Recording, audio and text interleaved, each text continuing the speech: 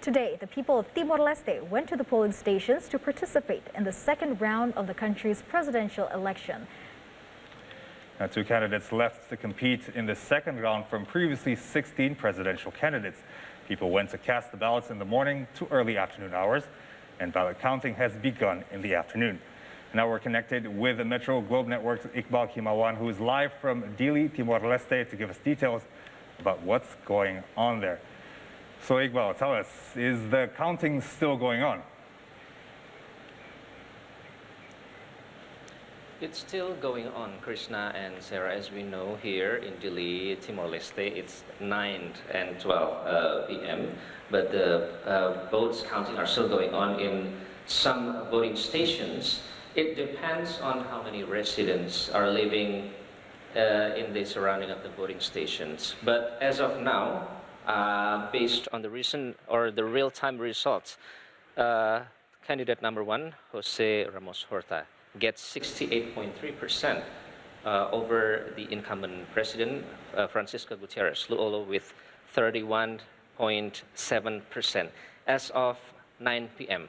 And there's also, in the voting stations, some observers reported like there's some blank or, you know, like they don't vote. So the ballots doesn't require to be counted on, and the voting counting, it will be planned to end at 9 p.m. But at some voting station, they're still going on, depends, because we went to one voting stations. They're still counting the votes because they have 250,000 residents living in the area. In the first round, they even have more than 300,000. So the votes counting is occurring until 5 a.m. in the morning. But the number of voters are quite decreasing for the second round. So they predict that the votes counting will be end at 9 p.m. or 10 p.m. at night. And then after all the votes counted, it will be handed to the municipal or the district offices to be collected, all the ballot box, and then after that it will be handed out to the National Commission election, and also the copies will be handed out to the representation of the both candidates to be rechecked for all the counts. Krishna and Sarah. All right, so as you mentioned just there seems to be quite a wide gap in the votes, in the counting so far, already 68%, as you said.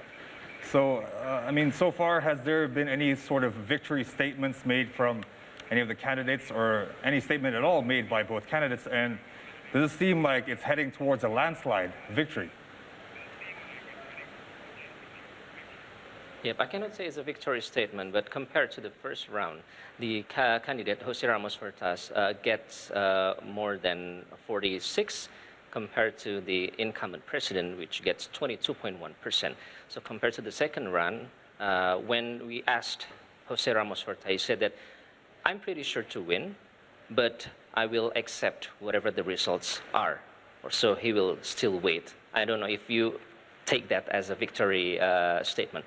But on the other side, from the candidate, the incumbent president, Luolo, on Francisco Gutierrez, said that he will be ready because it's democratic, so we will have to be ready for whatever the results are.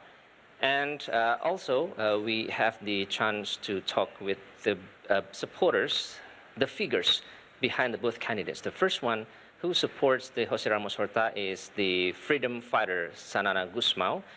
He also said the same thing, that we should wait for the result, and then it's kind of different with the supporters, the figure behind the Luolo. He said that Mari Alkatiri is a former Timor-Leste prime minister.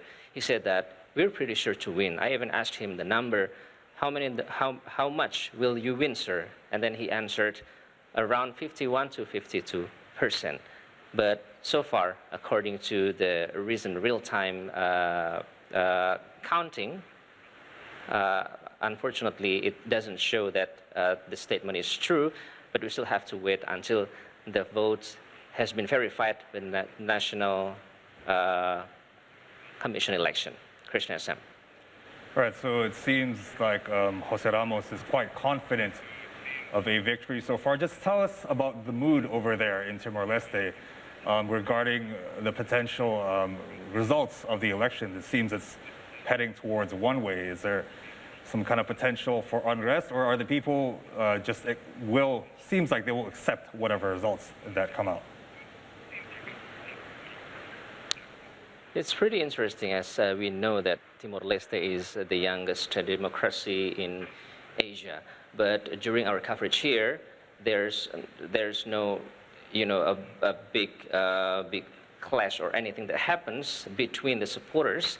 But they even become more enthusiastic, and they literally wait in front of the voting stations, the closed voting station, to wait for the final results.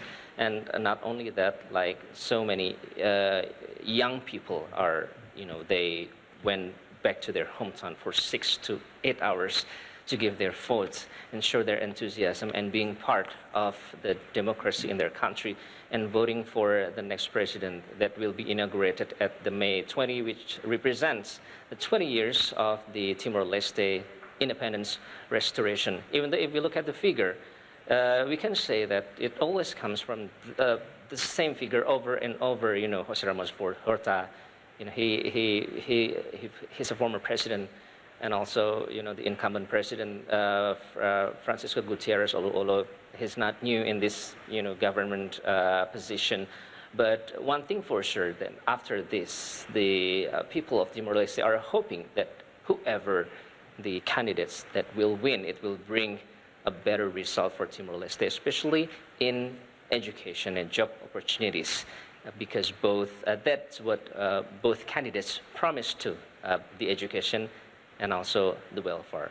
Meanwhile, if we talk about the parliamentary election, it's going to be another challenge in the future that we will be talking, or interesting to be talk more on that, because the incumbent president that gets less vote, it's supported by 3 political parties that dominate the parliament right now. Meanwhile, even though Jose Ramos Horta backed by 1 party, that's CNRT, he have a backing from the freedom fighter, Sanana Gusmao. So it's kind of balanced, but we'll see if Jose Ramos Horta will do as what Sanana said, as the requirements. If I support you, you have to dissolve parliament. But after I asked Jose Ramos Horta, he will not do that and chose dialogue. So it will be interesting